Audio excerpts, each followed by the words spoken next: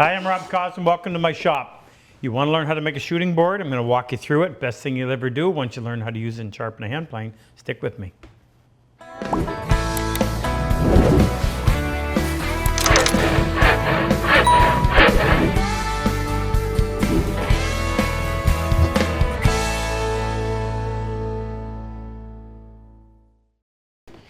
I don't remember when I actually learned about shooting boards, but I'm sure glad I did. It's easily, and I tell folks this all the time, the one tool or shop implement that will do more to improve the overall accuracy of your work than anything else I can think of. Once you've learned how to sharpen a hand plane and you have a decent hand plane, I think it's the next thing outside of a bench that you need to have. And I use mine constantly. Now, we shot a video a couple years ago on how to make a shooting board, and I ended up using a shooting board to square up some of the parts and took a lot of heat for that. So what I'm going to do is I'm going to go through and I'm going to do it again, show you how to build a shooting board from scratch. I won't use a shooting board in order to mill the parts. We'll do it freehand. I'll walk you through all of that as well. And this time around, you won't have any excuses. You'll be able to build your own. All right, let's go through and I'll show you some of the features that I build into mine, give you the dimensions. I believe it's 24 inches. So it's 24 by 12 inches, which is the main body. Now on the bottom, I use a piece of 3/4 MDF. And then on the top, I use a piece of, I believe it is 1/2 inch. It's actually a little less than 1/2 inch. It's sold in metric sizes, but that's Baltic birch. So that piece is also 24. And it is going to be, I believe, 10 inches in width and 1/2 inch Baltic birch. I use a cleat on the back. This is a piece of Osage orange. You want this to be really rugged material because it gets slammed quite a bit. I find if you use something even as soft as Eastern maple, it'll get beat up. This stuff is really hard. So that is 9 3/4. And this isn't terribly important, but 1 3/4 inches. And I believe that is 7/8 of an inch. And that is Osage orange. There's one other piece out here. It's a cleat on the front to hold it, and that can be anything. And that's going to be 12 inches by, say 1 inch by 3/4. I have a slight curve front to back. Here's the reason why. We need to glue two pieces together. I should explain that first. Your plane is built in such a way that the blade doesn't go all the way to the bottom or all the way to the top. So when you set that on there, you have to elevate your workpiece to get into the blade. And if you look real closely, I cut a little rabbet or rebate right along there, and that runs just below the blade so that you're not cutting into it when you're using it. When you glue these two pieces together, what often will happen is it'll cause something to cup. If this were to cup like this, when you lay your plane on there, because the plane is wide here, narrow here, narrow here, the minute it ends up sitting in, bridging a cup, and actually I'll stick a square on there and you'll see exactly what I mean. Even if we just stick something as light, as small as this, the minute it sits in a cup surface, it tips to the outside, and what happens is all of a sudden you're no longer square. Now, so what we do to avoid that is we actually purposely glue this piece to this piece over a slight mold and put a crown in there. So if anything, when you lean on it, you're just flattening it out. But when it's sitting there at rest, there's going to be a slight crown. Means it's always resting on the fat area of the plane, keeps it nice and square. And you want so here's our 4 pieces. We'll go through and just give you some tips on getting each of them the way you want. Now we need to have a nice flat surface to actually clamp this to. So I'm going to try my table saw. And, MDF is always going to be a little out of flat on one side or the other. So swing it like that. I can tell that there's a bow. If I flip it over, it pivots in the middle. Well, I want it to have a slight bow or a cup on the bottom. So I'm going to make sure that this is my top side. Now this piece, one thing we need is we need to have this edge straight. This is the one that the plane is going to rest against, and this is the one that the fence is going to be squared to. So this has to be straight. The easiest way to do that is with your table saw, or if you have a jointer. Once I know I've got an edge that is straight, I'll put that one against the fence and just take a real slight, a very light pass. Now I've already cut the rabbit in here, but I'm going to cut it off and show you how I did it. It'll actually take about that much. Don't need that much blade exposed. Keeping it tight to my fence.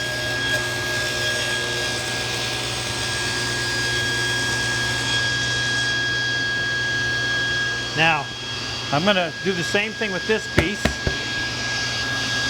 See if we can determine where the cup is. Obviously, so this is the side we want up, this is the side that's down. So I need to cut a little rabbet or a rebate on this side. So I know my blade is currently cutting right to there, and it doesn't need to be that wide, so I'm going to bring this over, strong 16th. Drop that blade down. I want to leave about 1/8 of an inch of material, so get that started. I need less than that.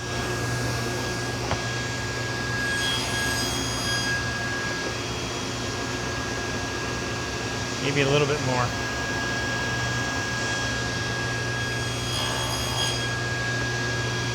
Okay, we'll make that pass all the way.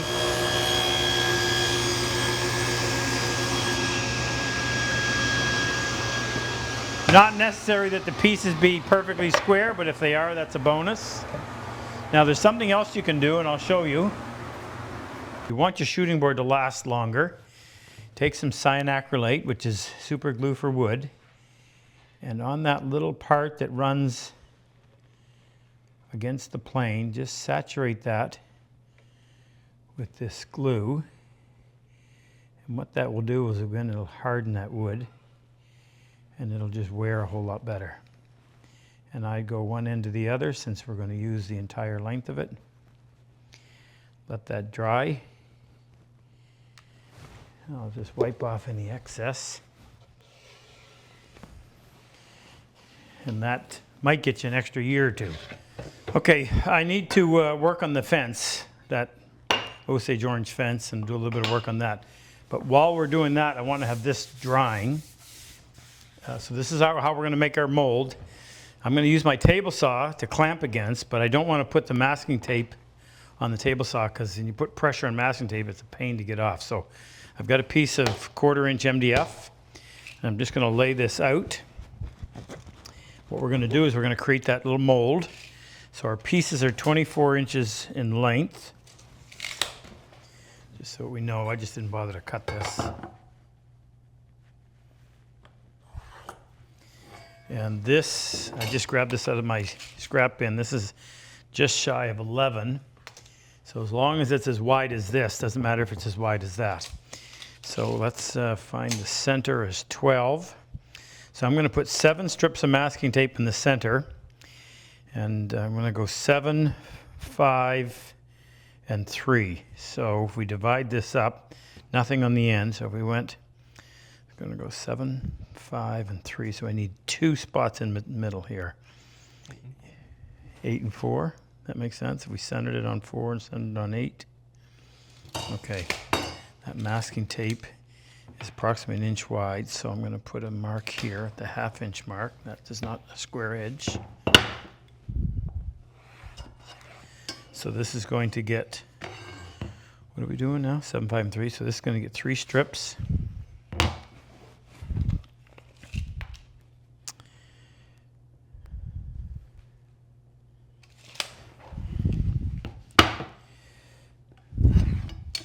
This is going to get 5 strips. It's going to get 7 strips. And shouldn't be hard to do the math. Come on, 24, 8. So we come over right here, and 4, and we come over right here. So we can use any masking tape. I'm going to put 7 strips, one on top of the other.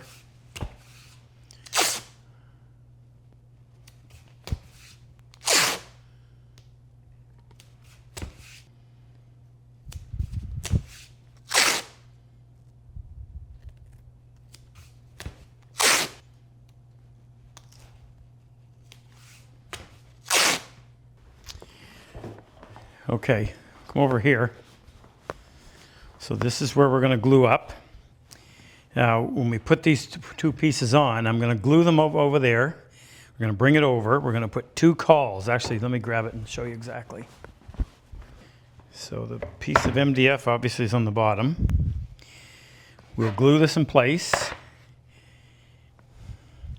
Now we need to spread that pressure out with minimal clamps.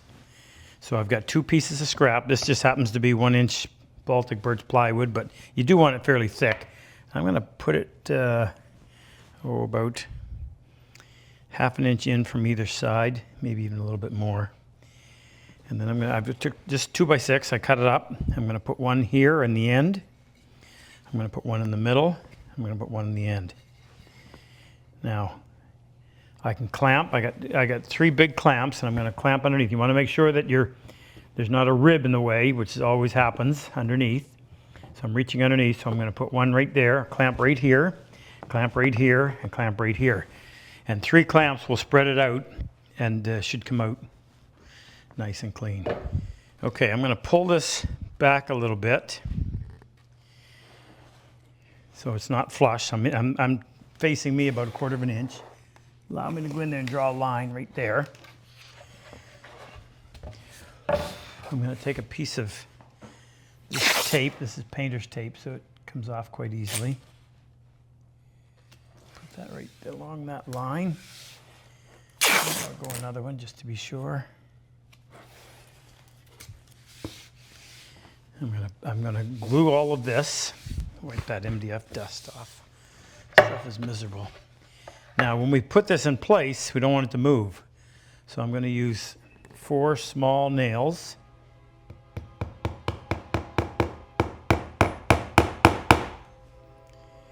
And I will snap the heads off just before I sink them, just so it doesn't leave quite so noticeable.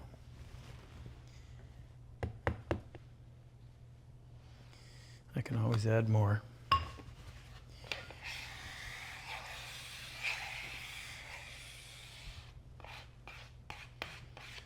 Really want to make sure you have good coverage out on the edges.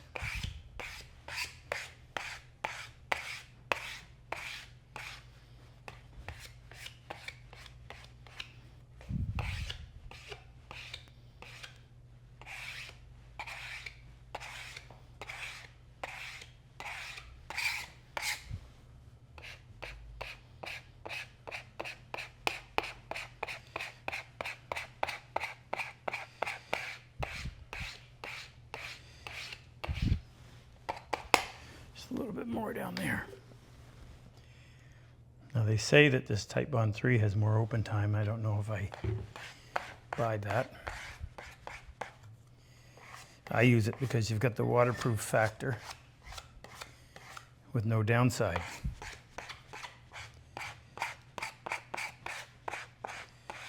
That's a pretty good guess on the glue quantity.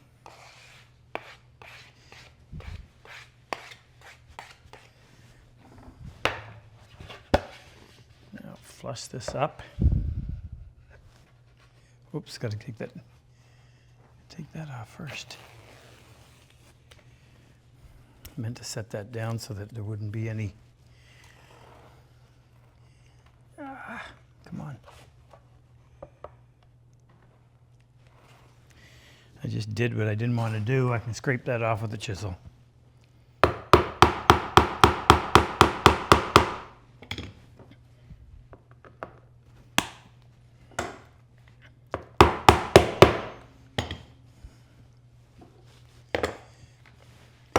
These are small enough nails that they won't interfere with this bending over the form. That in place.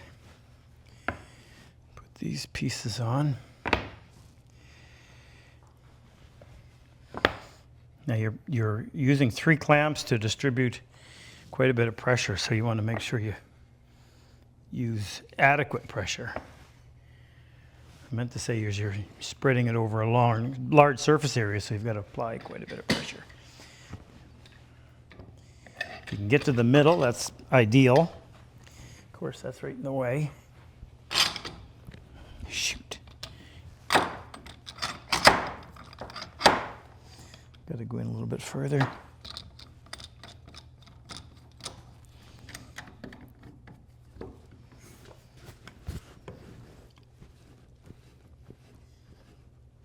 Okay, we'll let that sit for half an hour.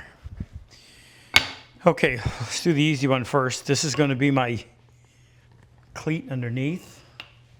I'm just going to clean it up and get rid of any saw marks. If you want, you can put a radius on it. It is how I picked mine up like that. So it would only make sense to put a radius on there so you're not getting a splinter. But I want to get rid of the saw marks first.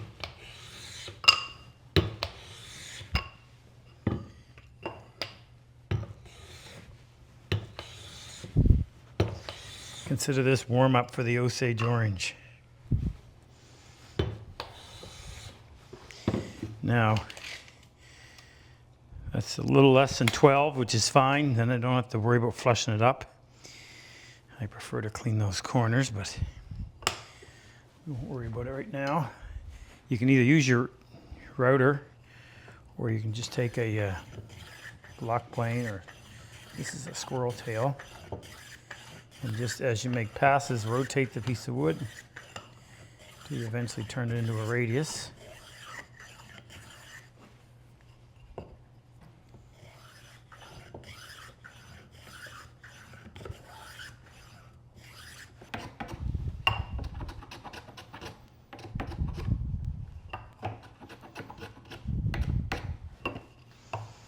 It's not furniture, but that's no reason to not be neat.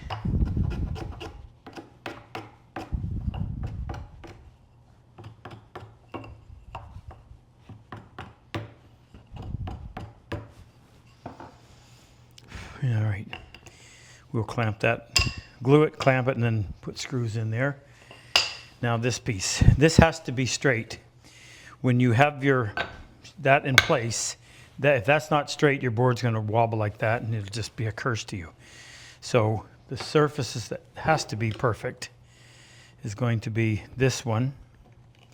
And then of course we want it square with the one that sits on the bottom. And this just came right off the plane, but I can clean it up a little bit better. There's a little bit of a dip right there.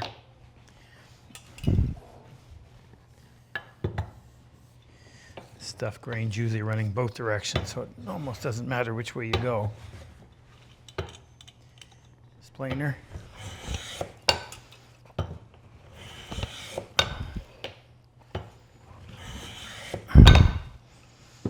Okay, so that'll sit flat. Now I want to square this to that. Okay, so this is square. That's going to go down. This has to be square to it, and this has to be straight. So first thing I'll do is clean it up.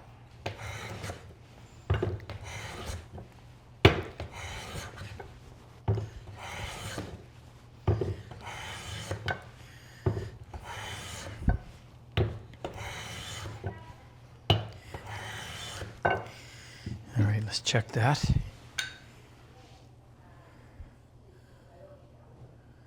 Oh, that looks good.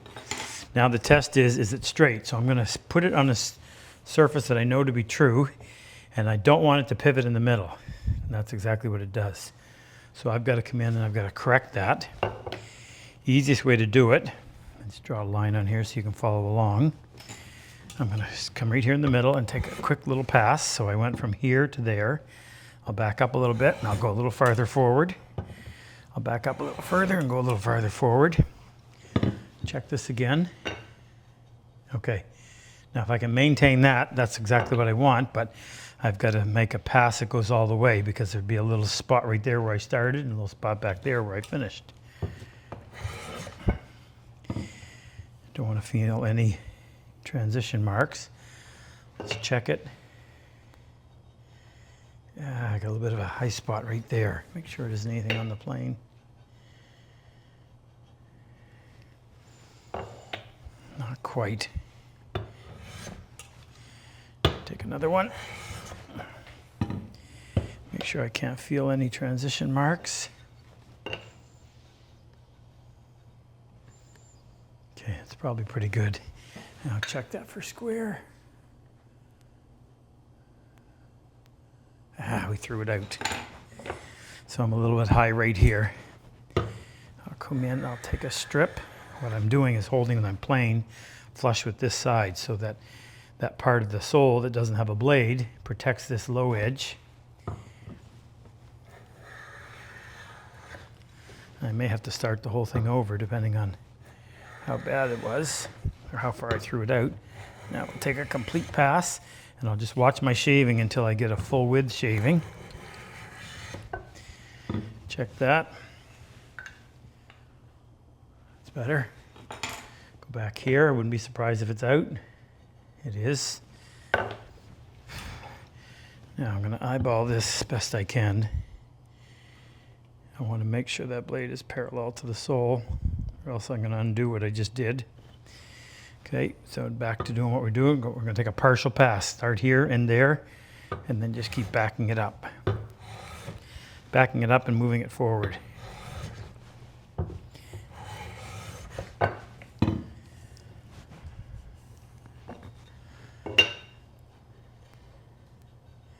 I like that. And I like that. Okay, so these are the ones that we're keeping. And I'll just put a note on there so I don't have to mark it. These other ones don't matter. They're not going to be functional, just appearance. So I'll go in and clean them up. Okay, so I'm right-handed. This is going to sit in my shooting board like that. So I want to keep this edge pretty much sharp, but I'm going to take just a little pass or two off of there just to avoid any real sharpness. This I'm going to keep sharp. I don't worry about the length, meaning I don't try to bring this right to the plane, because sooner or later you're going to have a heavier cut and you're going to cut that off anyway. So I always work or prevent the tear out of the wood by just cutting a little chamfer on the far side first. I'll show you that when we actually built this. But what I want to do now is just knock these corners off.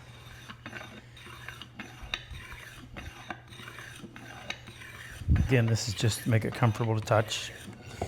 And then this one can happen, or can be done on 3 sides. We've left, this has been in about an hour. Anytime there's any kind of stress like that curvature, I can give it a little more time.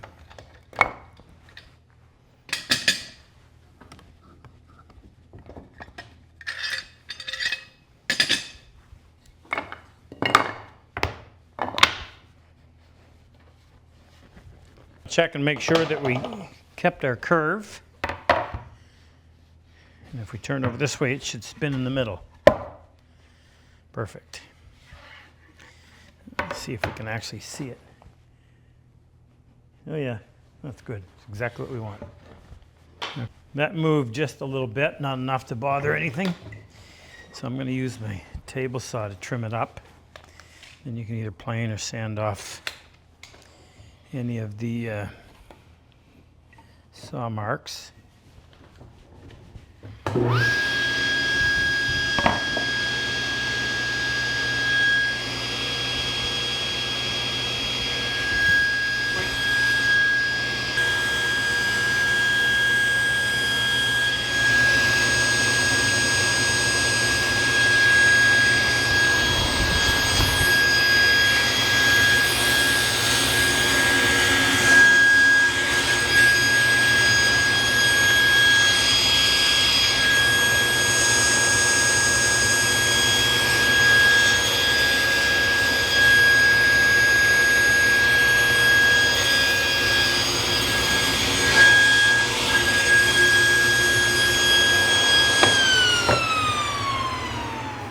Okay, I've scraped out the glue, and I want to make sure that this edge is nice and straight. So I should be able to run that nice and clean, and it doesn't rock. I cannot have that rock, so that stays nice and tight. So now we've got to place our fence, and I like to place it in a position so that once the blade has gone past the end of the board, there's still material back here to keep it from swinging around, especially when people first start and they're new. They know they've got to push the plane this way, and what would happen is if it was back there, they'd be swinging around the end. So a couple of inches back there. And we're going to want it placed right about there. In other words, we'll make it flush with this end. Now, I got to set this up so that we can use everything possible to keep this where we want it, meaning when we glue it up, it doesn't get out of alignment. I'm going to use my big number 8. I'm going to put that in position, make sure that blade's in.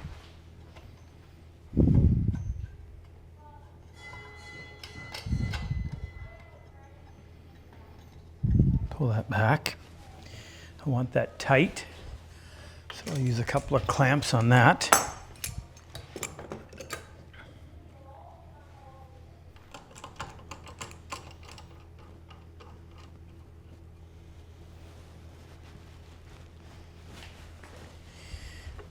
And I'm going to come in here after I glue it, and I'm going to clamp this so that piece stays put. Once we do that, then we can put a couple of clamps on here. Not a lot of pressure. I just want to have enough to hold that in place long enough for the glue to set up, and then I can come in and I'll put at least 4 screws in the underside, and that'll secure it. Now, I don't want too much glue, but I want enough. And I want to stay away from the front. Best glue spreader in the world, according to Dale Nish. I used a little too much.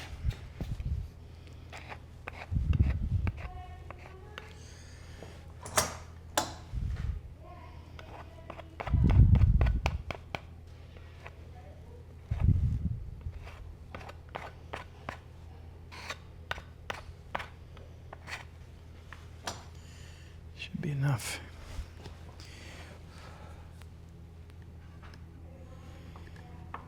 Give that a little bit of movement so that it'll spread.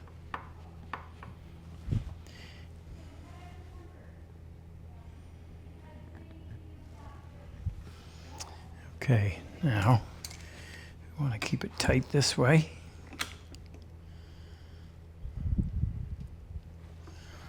And then we'll put a little bit of downward pressure this way. Need a bigger clamp.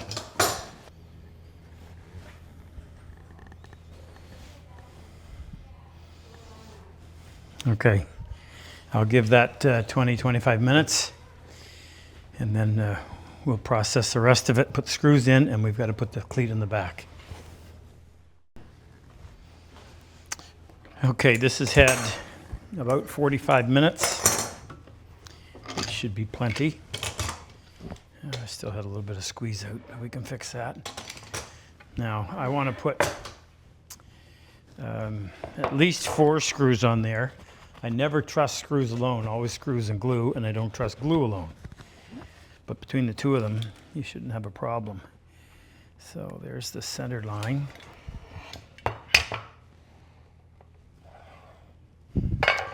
I want to put 2 out here, but I got to stay back far enough, 3 inches in from the end. So 1 here, 1 there. Should be enough, and then we'll put 1 here, 1 here, 1 here. So 5 actually. I'm going to use number 8 by 3/4 inch and 3/4. Sorry. So I'm going to move this one out. And with that Osage orange, if you're using a really hard wood like that, you got to make sure that you have enough. Your countersink is the right diameter. In other words, so that stuff will split so easily.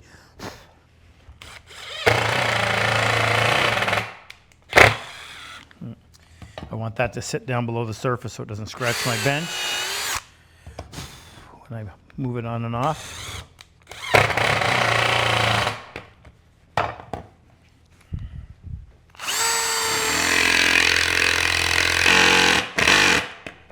Now I want to use a hand driver just to get a feel for how tight that is. That's good. I don't know what's going on with that one. I'm gonna slip down to 1.5 inches on this.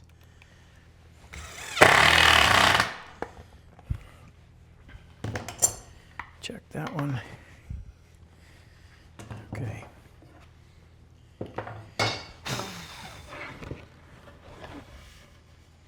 It's good, no cracks. Now we got to get some of that glue out.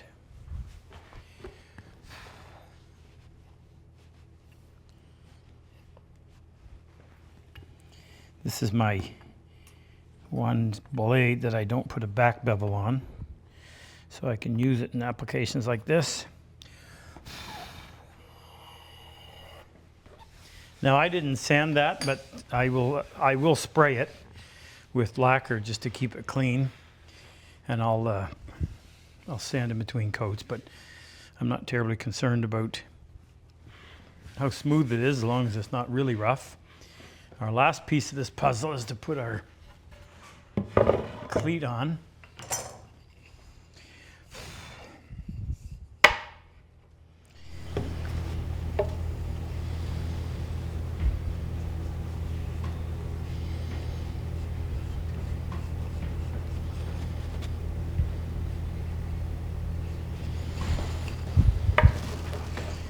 Let that set up for just a little bit. I'm going to switch clamps.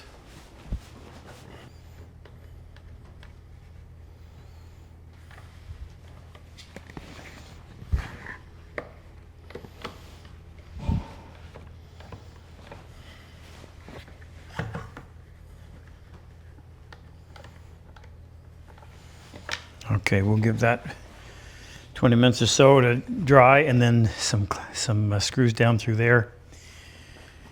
And then this will be ready to test out. Okay, I'm going to put one screw out here. This one's going to be 1.5 inches because it's on the side with just has the track. And I'm going to go, I'll put one at the inch mark, put one in the middle, and split the difference on those two.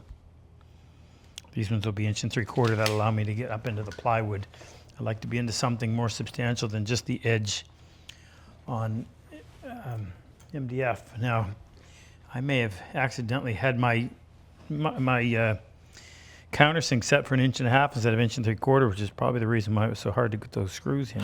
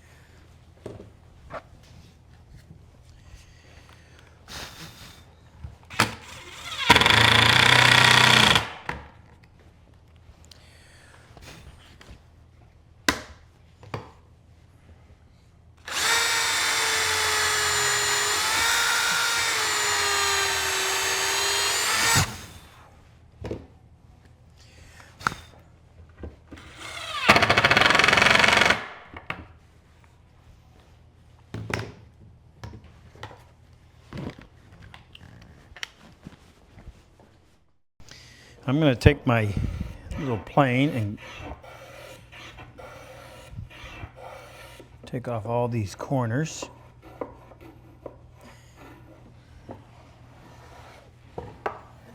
Considering you pick this up and handle it so much, I just as soon not get a splinter.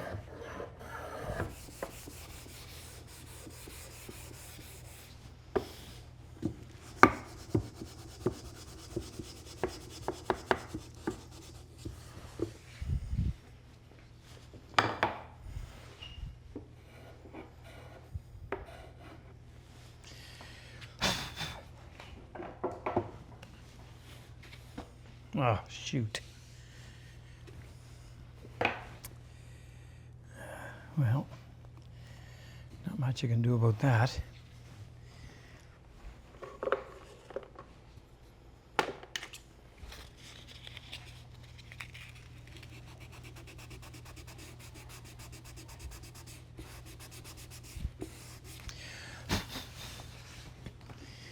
All right, let's try this out and see how it works. All right, let's try it.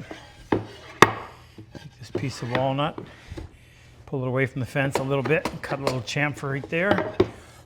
Make sure it lays up tight.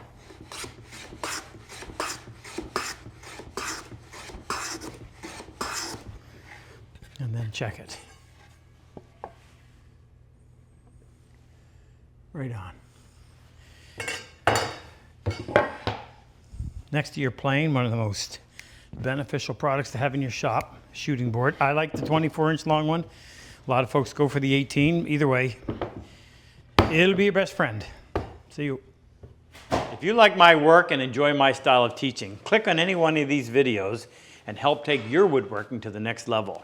I've always said, better tools make the job so much easier. If you click on the link below, the chisel and plane icon, it'll take you to our site and introduce you to all the tools that we actually manufacture right here in our shop. It'll also give you information on our online and in-person workshops.